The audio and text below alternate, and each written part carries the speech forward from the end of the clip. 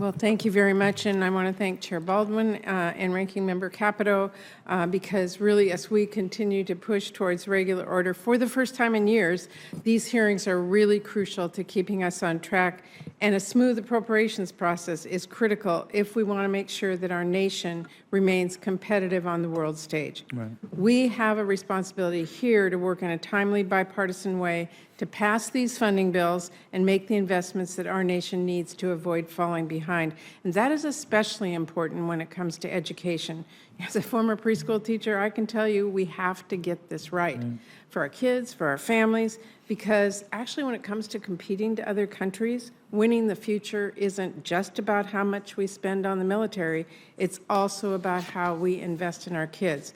Are we making sure our kids get a strong start in life so they can grow up and thrive? High-quality public schools, enriching after-school, summer programs, the opportunity to pursue higher education goals. Are we giving teachers and educators the support they need to take on one of our nation's most important jobs? Are we giving parents the support they need to both be involved in their kids' education and do their jobs and support their families? Are we supporting our students and closing achievement gaps? We can't afford to shortchange these issues, especially if we want to stay ahead of our competitors, like the Chinese government. If we want to keep on the cutting edge of discovery, we have to support the next generation of researchers. We have to light that spark of curiosity, and we have to invest in higher education institutions that help it burn bright. If we want a strong workforce, we have to make sure everyone can pursue a high-quality education and career training opportunities. So the bottom line is if we want our country to grow and thrive like it has for past generations, we have to invest in the next generation. And that's why this committee and this appropriations is so critical. So I am committed to making sure we move forward in a strong way. So Secretary Cardona, good to see you again here.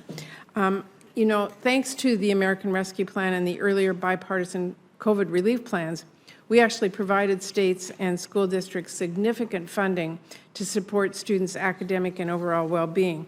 The American Rescue Plan specifically required states and districts to set aside funding to address learning loss.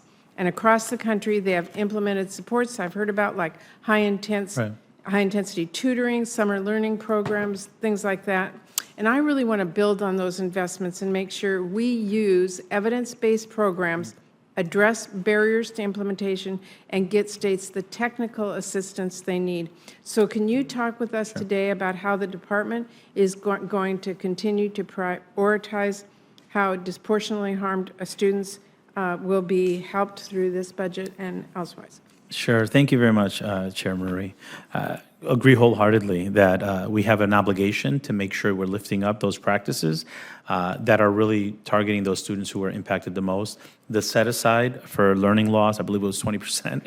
We've seen upwards of 60% because we know that right now academic recovery and making sure our students are reading on grade level is a key priority. We can't talk about pathways, we can't talk about higher education access if our children are not reading, and we're really focusing on that.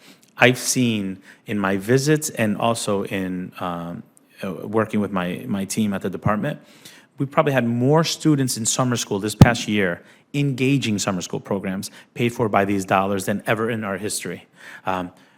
Targeted tutoring programs with, as you mentioned, evidence-based, right? It's not enough to say we're going to bring a student, have a volunteer come in and just help the student with their homework. I'm talking about high-dosage tutoring on curricular connected topics where their child is struggling that is informed by the student performance in the classroom.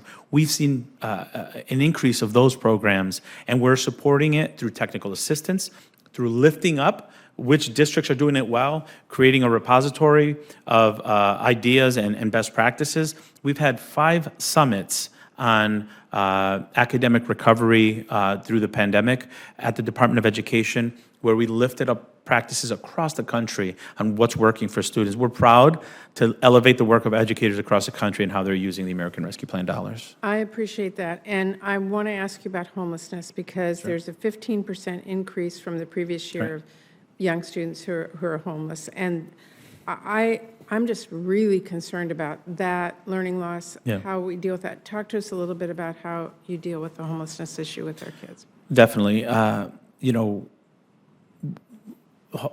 Housing insecurity and homelessness has increased during the pandemic. Many students had to move from one state to another because of issues with COVID or loss in the family.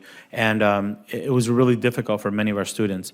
Thanks to the American Rescue Plan dollars, $800 million toward homelessness, we've seen those dollars being used to provide wraparound supports. We've seen liaisons out in the community working with community partners to make sure that the students have, if it's food insecurity, that's addressed. If they need a place to stay, that's addressed. Tutoring and transportation. So those dollars have been used to provide some of those basic needs that our children need in order to be ready to learn when they get into the building. Definitely have seen those dollars being used well to make sure that our neediest students are getting the supports that they need. Well, thank you very much. Thank you. And thank you for your time this morning. Senator Hyde-Smith.